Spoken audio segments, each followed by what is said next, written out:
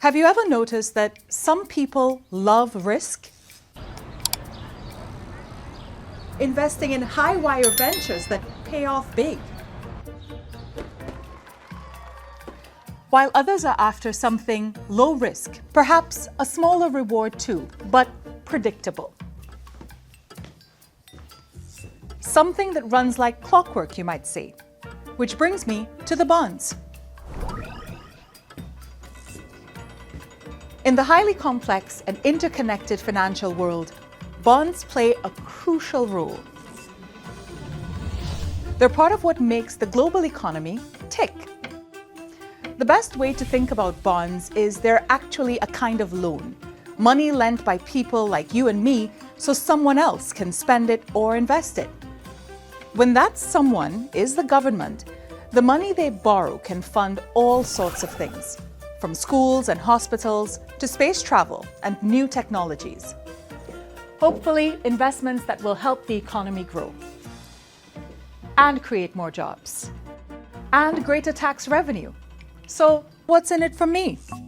In return, they promise to pay me back after a fixed period, but with interest. And there are a lot of bonds out there. If you add up all the bonds and everything else governments owe around the world, you get to a pretty big number. The IMF estimates $100 trillion. That's with a T. But the thing about bonds is that anyone can buy them. So let's try one out. I'm going to get a hypothetical 5-year government bond for $100. Let's start the clock.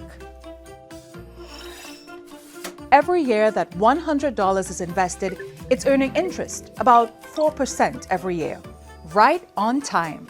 Longer-term bonds of 10, 20, or 30 years often pay investors even more. So, while we wait, why are government bonds often seen as a safe investment? Well, because they're backed by the government's taxes, and so they're considered more likely to be paid on time.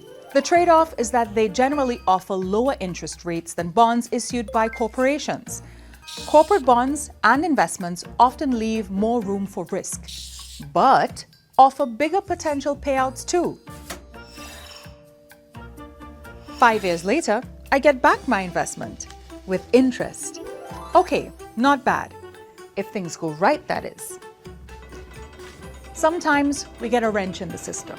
If the money is poorly spent or a country gets hit by a natural disaster, for instance, the government could then have trouble. When the system is running well, public bonds can be a predictable win-win.